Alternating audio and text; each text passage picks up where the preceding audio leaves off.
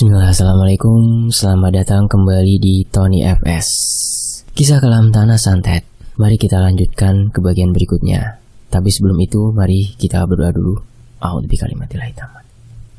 Bismillahirrahmanirrahim. Allahumma sholli ala sayyidina Muhammad sallallahu alaihi wasallam. Ini dia bagian berikutnya.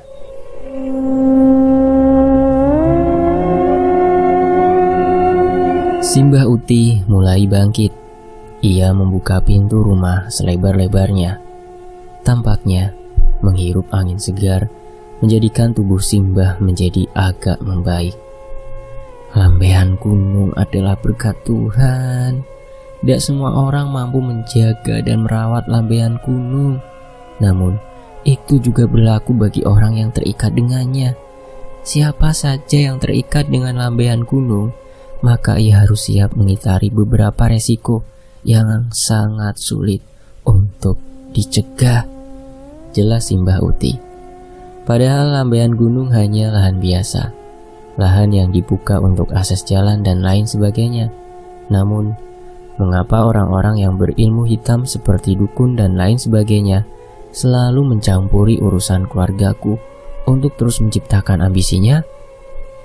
Simbah Kakung yang tidak kuat dengan pembahasan tersebut akhirnya masuk ke dalam kamar. Mungkin tidak akan ada habisnya jika membahas lambaian gunung kepadaku yang belum paham sedikit pun akan dunia spiritual yang sangat mendalam. Namun, karena adikku sendiri yang dinobatkan menjadi penerus dari lambaian gunung, mungkin ada banyak cara untuk bisa menghentikan hal semacam ini. "Bu, aku mau tanya satu lagi," ucapku. "Apa yang ingin kau tanyakan?" tanya ibu.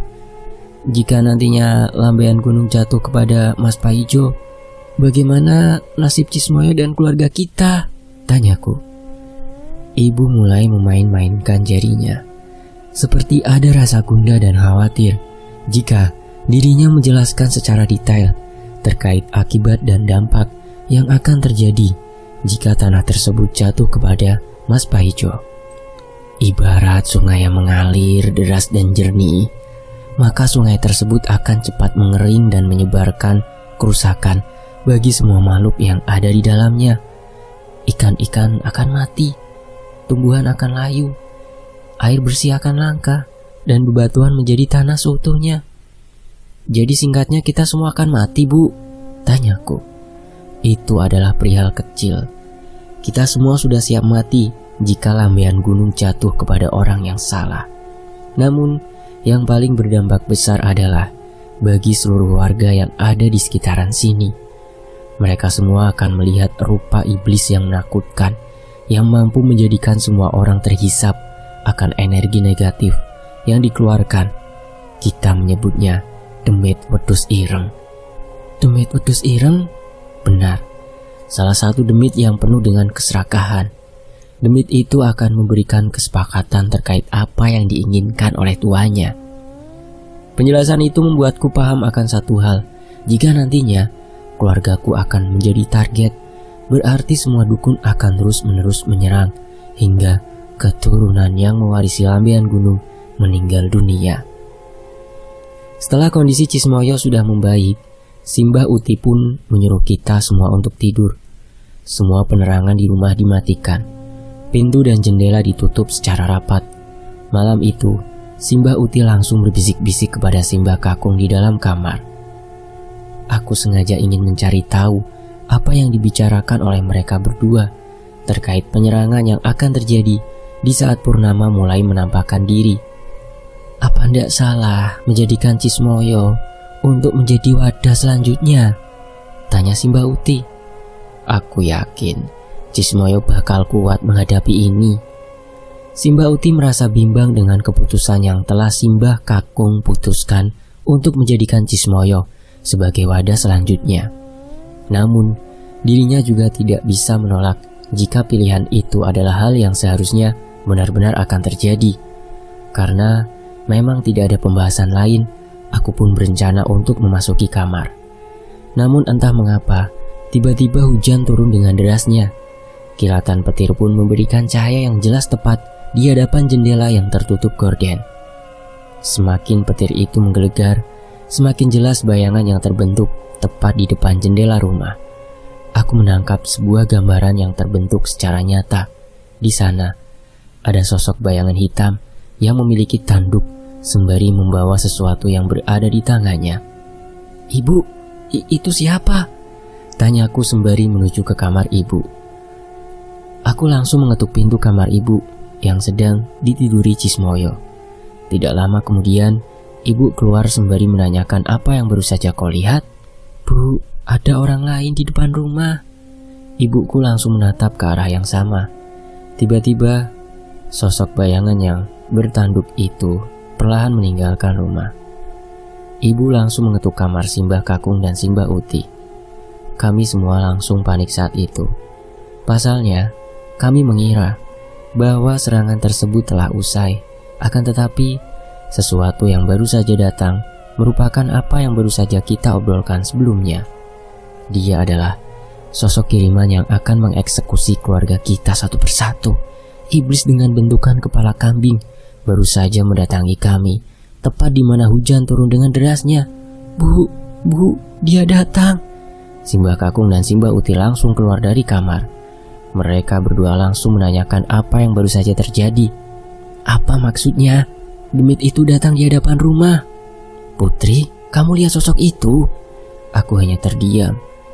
Entah mengapa, tubuhku benar-benar kaku. Aku tidak bisa menggerakkan sedikit tubuhku. Ternyata, efeknya baru terasa ketika demit itu meninggalkan rumah. "Putri, jawab dok," teriak ibu. "Sukma, ambil air hangat di belakang," teriak Simbah Kakung. "Astagfirullah, siapa yang mengirim demit itu di hadapan rumah?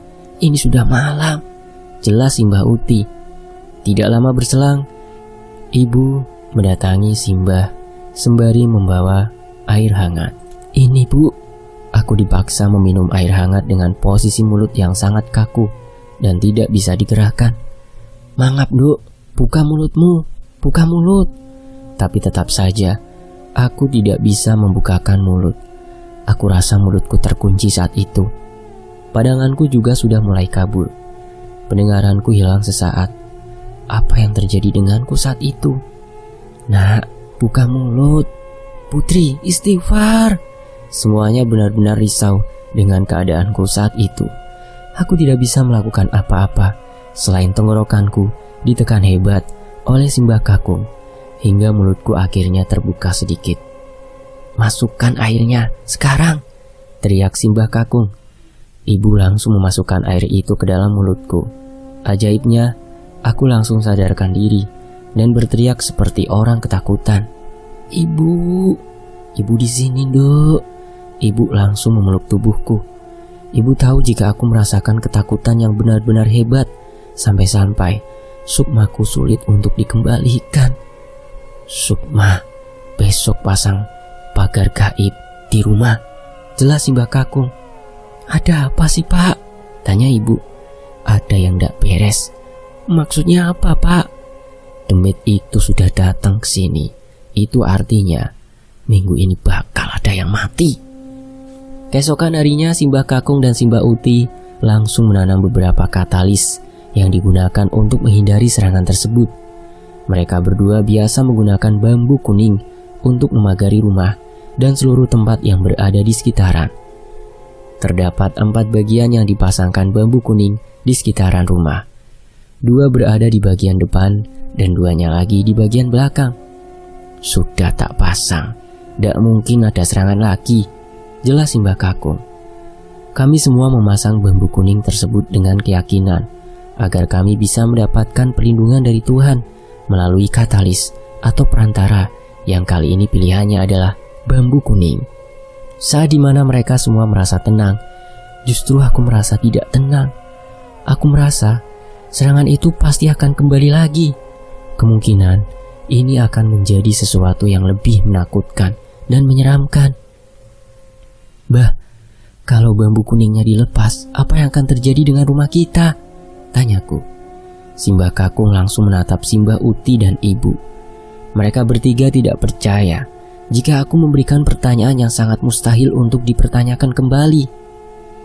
Bambu kuning ini dipercaya sebagai penyerap energi dan pagar gaib dari segala serangan yang tidak kasat mata. Nenek moyang kita menggunakan ini untuk menghindari apapun jenis santet. Simbah Kakung menatap lahan lambaian gunung yang sudah terlihat mulai bermekaran bunga-bunga di sana. Selama bambu kuning ini tidak dilepas, maka kita semua akan aman dan terhindar dari serangan santet. Akan tetapi, jika bambu kuning ini dilepas dengan paksa, maka kita semua bisa mati. Simbah Kakung menatap lahan lambaian gunung yang sudah terlihat mulai bermekaran bunga-bunga di sana. Selama bambu kuning ini tidak dilepas, maka kita semua akan aman dan terhindar dari serangan santet. Akan tetapi, jika bambu kuning ini dilepas dengan paksa, maka kita semua bisa mati. Bah, apakah tidak ada cara lain untuk lari dari serangan santet ini? Kenapa keluarga kita yang terkena imbasnya hanya karena ingin melindungi sebuah lahan? Putri, bapakmu dulu pernah bertanya seperti itu. Namun dia meninggal dunia saat ingin memasang kembali bambu kuning di 4 sudut rumah. Jadi, ini adalah cara satu-satunya yang bisa kita lakukan. Aku tidak mengerti mengapa ada orang sejahat itu melakukan ini semua demi mendapatkan lahan lambaian gunung. Sekarang, jaga adikmu. Leluhur kita mempercayakan lambaian gunung ini kepada Cismoyo, jelas Simbah Kakung. Sembari berjalan ke arah rumah, aku masih menatap patok dari bambu kuning yang masih tertancap basah di beberapa tempat di sekitaran rumah kami. Jangan lupa, besok malam akan purnama, jadi hati-hati. Siapa tahu serangannya mulai terjadi. Besok adalah purnama. Aku tak pernah berpikir bahwa semua keluargaku akan hilang satu persatu. Ibu, Cismoyo, Simbah Kakung, dan Simbah Uti. Mereka semua adalah harta yang paling berharga dibanding lambaian gunung. Aku mempercayakan mereka sampai-sampai aku sendiri tidak mengetahui apa yang harus aku perbuat untuk bisa menyelesaikan permasalahan ini. Malam harinya, Simbah Uti mematikan seluruh penerangan yang ada di rumah. Ia kemudian memantau seluruh keluarga yang berada di seluruh kamar. Alhamdulillah, sudah tidur semua. Simbah Uti pun kembali berjalan ke kamarnya. Namun, saat dirinya hendak menuju kamar, pandangannya langsung terarah kepada pintu kamar depannya yang sudah dipenuhi dengan banyak semut. Loh, semut dari mana ini? Ribuan semut hitam itu memenuhi pintu kamar. Terdengar secara jelas suara kesakitan dari dalam kamarnya. Mbah Kakung! Simbah Uti pun segera berlari ke arah depan rumah. Ia berencana ingin mendobrak jendela kamarnya. Namun saat dirinya hendak menuju ke arah jendela, tiba-tiba sosok manusia berkepala kambing dengan tanduk yang sangat lebar dan tubuh yang dipenuhi dengan bulu berwarna hitam legam tengah mencabuti patok bambu kuning. Simbah Uti melangkah mundur. Ia tahu jika yang berada di hadapannya adalah sosok yang dibicarakan oleh Simbah Kakung. Namun ternyata demit wedus ireng itu sudah mengetahui kedatangan Simbah. Dia perlahan maju ke arah Simbah Uti. Jangan kesini! Simbah Uti langsung berlari masuk ke dalam rumah sembari berteriak ketakutan. Ia pun langsung menutup pintu rumahnya dan menguncinya agar demit wedus ireng itu tidak memasuki rumahnya. Simbah pun langsung menggedor kamar ibu dengan kencang. Saking kencangnya, ibu sampai terkejut dengan gedoran kuat itu. Sukma, keluar! Tolong bapakmu! Ibu pun langsung keluar dan melihat Simbah Uti yang wajahnya sudah penuh dengan ketakutan. Bu, ada apa? Wedus ireng itu datang ke rumah. Astagfirullah. Tiba-tiba pintu depan rumah digedor-gedor oleh sesuatu hingga ibu dan Simbah terkejut. Bu, bagaimana ini? Tolong bapakmu, aku ingin mengambil kopi di belakang. Ibu pun langsung menuju kamar Simbah Kakung. Sedangkan Simbah Uti, dirinya langsung berlari menuju dapur untuk mengambil kopi hitam agar ditaburkan di hadapan pintu dalam rumahnya. Saat ibu menyaksikan pintu depan Simbah Kakung, ia terkejut karena pintu itu sudah dipenuhi dengan ribuan semut hitam. Suara kesakitan dari Simbah Kakung yang berada di dalam kamar pun semakin jelas terdengar. Tulungi aku, tolong. ibu memaksa kedua tangannya untuk membuka pintu kamar Simbah. Kedua tangannya ia paksakan untuk terus membuka pintu. Secara perlahan, semut-semut itu mulai berjalan ke arah tangan ibu lalu kemudian memasuki ke dalam baju. Perlahan demi perlahan, semut-semut itu mulai menggigiti seluruh bagian tubuh ibu. Dimulai dari leher, bagian payudara hingga bagian yang sangat vital adalah bagian kelamin ibu. Allahu Akbar. Bruk. Pintu pun terbuka. Ibu langsung terjatuh karena tidak tahan akan gigitan ribuan semut yang sudah menggigiti tubuhnya. Namun, perlahan demi perlahan, semut itu akhirnya keluar kembali dari tubuh ibu. Semut-semut itu kini berjalan ke Simbah Kakung yang seluruh wajahnya sudah membengkak akibat digigiti ribuan semut. "Pak, Bapak, tolongi aku, Pak." Wajah Simbah Kakung yang sudah membengkak mulai digigiti semut lagi. Untungnya, Simbah Uti datang tepat waktu. Ia pun langsung menyiram wajah Simbah Kakung dengan menggunakan air hangat yang dicampur oleh garam. Tiba-tiba, air Simbah Uti tak tahan lagi melihat wajah Simbah Kakung yang sudah tak berbekas itu. Wajahnya penuh dengan gigitan semut hingga sulit mengenali lagi wajah dulunya. "Bapak!" teriak ibu sambil berlari ke arah Simbah Kakung. Bersamaan dengan itu, aku dan Cismoyo terbangun. Aku dan Cismoyo langsung memeriksa kamar Simbah. Kami berdua benar-benar tidak sadar jika di dalam rumah sudah ada keributan yang sangat besar. Saat kami berdua menuju ke kamar Simbah, aku dan Cismoyo langsung terkejut di saat melihat Simbah Kakung sudah tak berdaya lagi. Wajahnya sudah membengkak. Bersamaan dengan itu, banyak semut-semut yang berada di sekitaran kamar Simbah Kakung. "Bajingan kowe!" teriak Simbah Uti sambil memukuli semut-semut hitam yang masih hinggap dengan kedua tangannya. "Simbah, ibu," ucapku dengan mulut yang sedikit bergetar. Aku perlahan berjalan ke arah Simbah Kakung. Namun, tangan Cismoyo menahan bajuku agar tidak menuju ke sana. Mbak, itu apa, Mbak?" Tiba-tiba, ibu dan Simbah Uti langsung terpengaruh dengan suara Cismoyo. Mereka berdua perlahan langsung mendekati Cismoyo. "Ada apa, Nak?" tanya ibu. Aku pun langsung menengok ke arah yang sama, seperti apa yang dilihat oleh Cismoyo. Namun saat aku melihat ke arah yang sama, tiba-tiba tubuhku langsung terdiam dan tak bisa bergerak. "Bu, wedhus ireng iku, dia ada di sini." Berbeda dengan Cismoyo, dirinya langsung berjalan ke arah sosok wedhus ireng yang sudah ada di hadapan itu. "Tidak mungkin, aku sudah menaburkan kopi itu, mana mungkin wedhus ireng itu bisa masuk." "Cismoyo, Putri, tahan Cismoyo." Aku tidak bisa bergerak, Bu. Tubuhku tidak bisa bergerak. Aku menangis saat itu. Aku melihat dengan jelas Cismoyo kecil berjalan ke arah sosok wedhus ireng itu. Ibu yang melihat itu langsung berlari ke arah Cismoyo, disusul oleh Simbah. Mereka berdua langsung membuka pintu rumah dan berusaha untuk menyelamatkan Cismoyo. Namun, hal yang tidak terduga terjadi. Tepat di luaran rumah, telah berdiri puluhan demit dengan beraneka macam bentuknya. Dimulai dari sosok genderuwo hingga para kroconya, dan juga banyak sosok-sosok lain yang sudah menyambut kedatangan Cismoyo. "Nak, pulang, jangan ke situ," teriak ibu. Aku menyesal karena tidak bisa bergerak sedikit pun. Aku merasa menjadi sosok kakak yang sangat gagal karena telah membiarkan Cismoyo berada di tangan para demit. Saat dimana Cismoyo digandeng oleh sosok wedhus ireng itu, tangan dari sosok wedhus ireng pun mengarahkan ke arah kedua mata Cismoyo.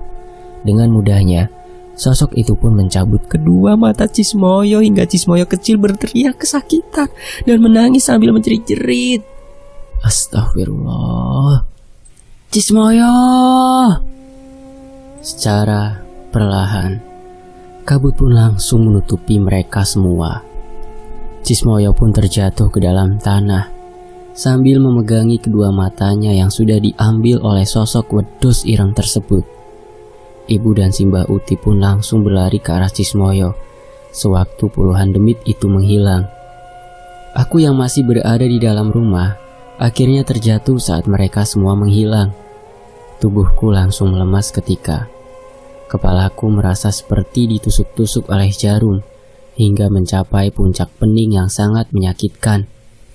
Saat dimana ibu membawa Cismoyo untuk masuk ke dalam rumah, Simbah Uti masih terdiam sambil memperhatikan satu bayangan manusia yang berdiri tepat di belakang pepohonan. Lalu, lambat laun, bayangan itu memudar dan menghilang begitu saja. "Aku sudah tahu siapa pelakunya," ucap Simbah Uti. Semua benar-benar di luar dugaan. Cismoyo yang nantinya akan menjadi penerus dari lahan Lambean Gunung harus kehilangan kedua bola matanya. Padahal kedua mata Cismoyo itu benar-benar berguna untuk menangkal semua serangan santet yang akan menyerang di sekitaran rumahku. Berbeda dengan Simbah Kakung, wajahnya sudah benar-benar tidak berbentuk lagi. Serangan Sewu Lemut benar-benar telah menghabiskan tiap kulit di wajahnya, dan hanya tersisa sedikit saja yang masih menempel di sekitaran wajahnya. Korban yang telah terkena imbas dari serangan demit wedus ireng itu benar-benar harus waspada, karena mereka akan terus diikuti oleh demit tersebut sampai hari kematiannya tiba. Cismoyo dan juga Simbah Kakung benar-benar menjadi target utama dari demit tersebut. Hal ini dikarenakan keduanya adalah pemegang tahta dari lahan Lambean Gunung yang telah digariskan untuk diturunkan. Mbah Uti segera memberikan peringatan kepada keluarga lainnya untuk tetap menjaga satu sama lain. Hal ini ditujukan pelaku sendiri masih merupakan orang sendiri, yang artinya pelaku bisa menyerang kapan saja dan sesuka hatinya. Selain itu juga ada sebuah aturan yang mengitari bagi seluruh pewaris Lambean Gunung. Hal itu adalah semua yang berkaitan dengan demit wedus ireng. Mereka semua telah digariskan kematian yang telah ditetapkan. Kejadian malam tadi benar-benar telah membuat ibu dan juga Simbah Uti merasa terpukul. Bagian wajah dari Simbah Kakung benar-benar sudah rusak dan tak bisa diselamatkan kembali. Begitu juga dengan kedua mata Cismoyo yang benar-benar telah menghilang. Entah mengapa, secepat itu penyerangan yang telah dijalankan. Padahal purnama masih beberapa hari lagi. Akan tetapi, serangan tersebut benar-benar telah menjadikan Simbah Uti kehilangan arah untuk melakukan sesuatu. Namun, di balik itu semua, Simbah Uti telah menyiapkan beberapa hal rencana terkait untuk mengetahui siapa pelakunya. Beliau telah siap untuk menghadapi purnama dan beberapa serangan berikutnya yang berkaitan dengan Lambean Gunung. Namun, ada sesuatu yang belum Simbah Uti beritahu terkait dengan pewaris dari Lambean Gunung. Ternyata, Simbah Uti benar-benar akan mempersiapkan pewaris itu kepadaku. "Duk, kamu siap kan?" tanya Simbah Uti. "Kenapa, Mbah?" tanyaku. "Kamu akan dijadikan pewaris selanjutnya." "Jelas, Simbah." "Pewaris selanjutnya?" tanyaku. "Benar, kamu akan menjadi pewaris selanjutnya," jelas Simbah dengan tatapan yang benar-benar tajam. Aku tidak tahu apa yang harus aku lakukan jika memang benar-benar akan dijadikan sebagai seorang pewaris selanjutnya dari lahan Lambean Gunung. "Mbah, kenapa aku harus menjadi pewaris selanjutnya? Lalu bagaimana dengan nasib Cismoyo dan Simbah Kakung? Apakah mereka berdua bisa diselamatkan?" Simbah Uti tidak bisa berkata apapun terkait hal itu. Dia juga tidak bisa menjanjikan apapun yang terjadi saat ini. Simbah Uti hanya menginginkan kepadaku untuk menjadi pewaris selanjutnya dari pemegang Lambean Gunung. Untuk sekarang, kita fokus untuk merawat Cismoyo dan Simbah Kakung. Lalu kita akan meminta bantuan kepada keluarga lainnya yang masih terikat dalam lahan Lambean Gunung. Ternyata, Simbah Uti tidak memberitahu bahwa ada seseorang lagi dari keluarganya yang ternyata masih terikat dalam lahan Lambean Gunung. Dalam artian, orang tersebut masih memiliki hubungan dengan para pewaris dan apa-apa saja yang berkaitan dengan Lambean Gunung. Akan tetapi, Simbah Uti tidak bisa menjamin orang tersebut. Hal ini dikarenakan semenjak kematian Pak Handoyo, orang tersebut tidak ingin lagi berurusan dengan Lambean Gunung. Dia takut dengan dampak dan akibat yang harus diemban jika benar-benar masih berhubungan dengan lambaian gunung. Aku coba untuk bertanya kepada si Mbak Uti terkait siapa salah satu keluarganya yang masih berkaitan dengan lambaian gunung. Jika orang tersebut adalah Mas Paijo, mungkin si Mbak Uti telah menceburkan semua keluarganya ke dalam neraka yang sama. Namun aku sangat yakin jika orang tersebut adalah orang yang tidak pernah aku ketahui sebelumnya. Jika memang benar, kemungkinan besar orang tersebut juga memiliki keilmuan yang sama dengan si Mbak Uti dan juga si Mbah Kakung. Pasalnya, orang yang menjaga lahan lambaian gunung, mereka semua tergolong dalam bagian orang-orang yang memiliki keilmuan yang sangat besar dan juga sakti mandaguna. Mbah, dari mana orang yang dimaksud? Dia berasal dari Segoro Kidul, desa yang penuh dengan orang-orang yang sakti mandraguna. Kampung itu adalah kampung Simbah Kakung. Bisa dibilang orang ini masih saudaraan dengan Simbah Kakung. Ternyata benar, orang tersebut bukan orang biasa. Orang-orang yang berasal dari desa Segoro Kidul memang dikenal sebagai orang yang memiliki keilmuan yang sangat tinggi. Hal ini dikarenakan desa Segoro Kidul dikenal dengan desa yang sangat tertutup terhadap warga asing, sehingga apapun yang terdapat di kampung tersebut, orang luaran tidak mengetahuinya. Desa itu dikenal dengan desa di balik kabut. Ciri-ciri dari orang yang tinggal di kampung tersebut adalah di bagian daun telinganya sangat pipih. Lalu mereka berjalan dengan kedua tangan diarahkan ke bagian belakang. Pandangannya tajam ke arah depan. Kedua bola matanya mampu melihat orang yang ada di hadapannya sampai 4.000 hasta. Aku mengira apa yang dikatakan oleh Simbah Uti hanyalah dongeng semata, karena tidak mungkin orang biasa mampu melihat dengan jarak yang sangat jauh. Terlebih lagi, orang ini adalah orang yang sudah tua dengan kedua tangannya selalu diletakkan di atas punggung. Namun, bagaimanapun juga, aku tetap penasaran dengan orang yang dimaksud. Bisa saja orang itulah yang akan menjadi penolong bagi Cismoyo dan juga Simbah Kakung sebelum Purnama datang. Purnama tinggal beberapa hari lagi. Itu artinya serangan selanjutnya akan lebih menyeramkan. Jika nantinya serangan itu kembali lagi, aku harap semuanya selamat tanpa ada yang menjadi korban selanjutnya. Aku dan ibu hanya bisa mengangguk. Hanya tersisa 3 orang dari kami yang masih selamat. Walau bagaimanapun juga, aku ataupun ibu dan juga Simbah Uti, kami bertiga tidak ingin ada korban lagi selanjutnya. Yang kita harapkan, semuanya benar-benar selamat sampai nantinya pewaris dari lambaian gunung benar-benar kembali pulih dan menjaga lahan tersebut dari gencaran para dukun yang benar-benar akan menghabiskan semua para keluargaku. Akhirnya kami pun akan berangkat menuju ke desa tersebut pada sore. Ibu sengaja ditinggalkan di rumah karena untuk menjaga Cismoyo dan juga Simbah Kakung. Sempat terbersit rasa khawatir juga karena ibu ditinggalkan sendiri di rumah. Namun, Simbah Uti mengatakan, jika di rumah dipagari dengan 4 lapisan pagar gaib, jika 1 lapis hancur, masih ada 3 lapisan lagi yang jangka waktunya bisa mencapai 3 hari. Sedangkan untuk perjalanan menuju desa Segoro Kidul, aku dan Simbah Uti memerlukan setengah hari perjalanan. Alasan Simbah Uti sendiri menginginkan pemberangkatan di sore hari adalah untuk menghindari para dukun yang berada di sekitaran yang mencium aura mereka. Aura yang dapat dirasakan akan menjadi kunci utama para dukun untuk mengenali orang tersebut. Teruntuk kali ini, Simbah menggunakan sebuah jubah berwarna hitam lengkap dengan penutup kepalanya. Jubah itu sendiri adalah jubah yang digunakan oleh Simbah Kakung sewaktu memasuki kampungnya bersama Simbah Uti. Jubah itu berfungsi untuk menutupi aura mereka dari gencaran para dukun dan menjadikan keduanya terhindar dari serangan yang dilakukan oleh dukun-dukun yang berada di sekitaran. Perjalanan demi perjalanan kami lakukan hingga akhirnya kami menemukan sebuah bangunan yang dipercaya sebagai pembatas antara desa Segoro Kidul dengan desa kami. Mbah, setelah ini kita akan masuk ke desa Segoro Kidul? Belum.